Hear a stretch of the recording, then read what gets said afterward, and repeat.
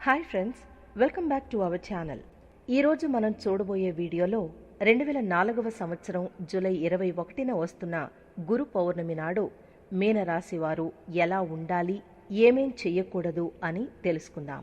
2024వ సంవత్సరం జూలై 21న వస్తున్న గురు పౌర్ణమి లోపు మీనరాశి వారు చాలా జాగ్రత్తగా ఉండాలి. ముఖ్యంగా ఈ 5 విషయాల్లో అస్సలు తొందరపడకూడదు. ఇలా చేయడం వల్ల మీ జాతకం తారుమారయ్యే అవకాశాలు ఉన్నాయి. అలాగే మీనరాశి వారు గురు పౌర్ణమిలోపు చెయ్యకూడని ఆ 5 పనులు ఏమిటి, అలాగే ఈ రాశి వారికి గురు పౌర్ణమిలోపు వారి జీవితంలో ఎలాంటి మార్పులు రాబోతున్నాయి అనే విషయాల గురించి ఇప్పుడు తెలుసుకుందాం. గురువులను, పెద్దలను, ఉపాధ్యాయులను పూజించే రోజును గురు పౌర్ణమి లేక వ్యాస పౌర్ణమి అంటారు. హిందువులు ప్రతి సంవత్సరం ఆషాఢ శుద్ధ పూర్ణిమ రోజున ఈ గురు పూర్ణిమను చేసుకుంటారు. అలాగే ఈ రోజున గురువులను గౌరవించి వారికి కానుకలిచ్చి వారి యొక్క ఆశీర్వాదాలు తీసుకుంటారు. అలాగే గురువులను ప్రతిరోజు గౌరవించినప్పటికీ ఈ రోజు వ్యాస మహర్షి పుట్టినరోజు కాబట్టే ఇంత ప్రత్యేకత ఉంది. ఈ రోజున చాలామంది ప్రజలు రోజంతా ఉపవాసం కూడా ఉంటారు. అలాగే ఈరోజు సూర్యుడు ఉదయించినప్పటి నుంచి ఉపవాసం ప్రారంభించి చంద్రోదయం వేళ ఉపవాసాన్ని ముగిస్తారు.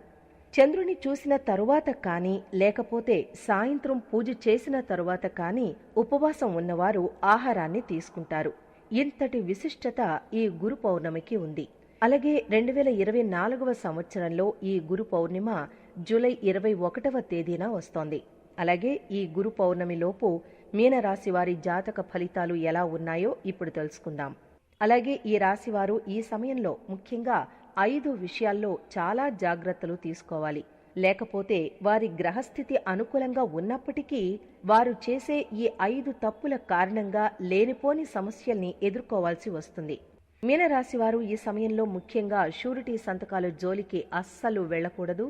తొందరపడి ఇలా చేయడం వల్ల ఆర్థిక పరంగా నష్టాలను ఎదుర్కొంటారు. ఒకవేళ మీరు తప్పనిసరిగా సంతకం చేయాల్సి వస్తే షూరిటీ ఇచ్చే వ్యక్తి గురించి పూర్తిగా తెలుసుకుని సదరు వ్యక్తి మంచివాడని మీరు పూర్తిగా నమ్మితేనే ఈ నిర్ణయం తీసుకోండి. లేకపోతే తొందరపడితే మాత్రం అనుకోని కష్టాలను ఎదుర్కోవాల్సి వస్తుంది. అంతేకాకుండా ఆర్థిక నష్టాన్ని మరియు ఆర్థిక భారాన్ని మొయ్యాల్సి వస్తుంది. అందువల్ల మీరు ఈ సమయంలో షూరిటీ సంతకాల జోలికి వెళ్లకపోవడం మంచిది. అలాగే మీనరాశివారు ఈ సమయంలో భాగస్వామ్య ఒప్పందాలు చేసేటప్పుడు చాలా జాగ్రత్తగా ఉండాలి.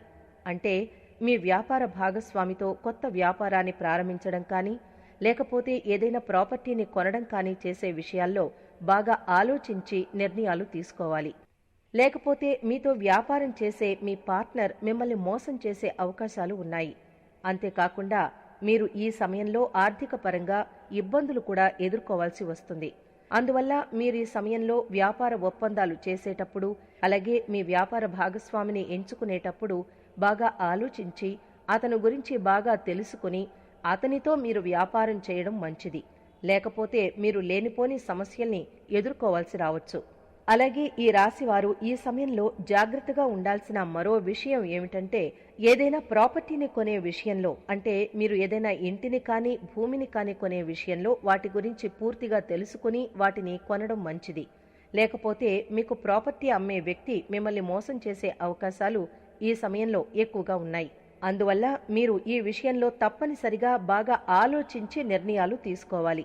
లేకపోతే మీరు ఆర్థిక పరంగా ఇబ్బందుల్ని ఎదుర్కోవాల్సి రావడంతో పాటుగా ఎన్నో సమస్యల్ని కూడా ఎదుర్కోవాల్సి రావచ్చు. అలాగే మీరు ఈ సమయంలో తొందరపడితే చిక్కుల్లో ఉన్న స్థలాలను అలాగే వివాదాల్లో ఉన్న స్థలాలను కొనుగోలు చేసే అవకాశాలు ఉన్నాయి.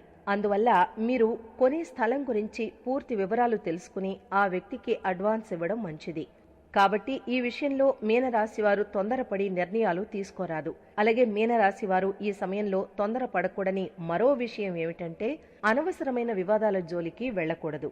అంటే ఈ సమయంలో మీరు ఉద్యోగం చేసే చోట కానీ అలాగే వివిధ రంగాల్లో ఎక్కడున్నా మీరు మీ తోటి వారితో వేరే వారి గురించి తప్పుగా మాట్లాడడం లాంటి విషయాలు చేయకూడదు.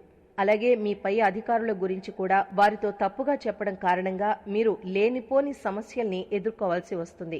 అలాగే ఈ రాశివారు ఈ సమయంలో అనవసరమైన విషయాలను మాట్లాడకూడదు. ఒకవేళ మూడో వ్యక్తి గురించి కానీ మీ పై అధికారుల గురించి కానీ మీరు మాట తూలితే అది మీకు ప్రమాదంగా మారే అవకాశం ఉంది. అందువల్ల మీనరాశి వారు జూలై 21 గురు పౌర్ణమి లోపు నోటిని అదుపులో ఉంచుకుని ఎదుటివారితో మాట్లాడడం మంచిది.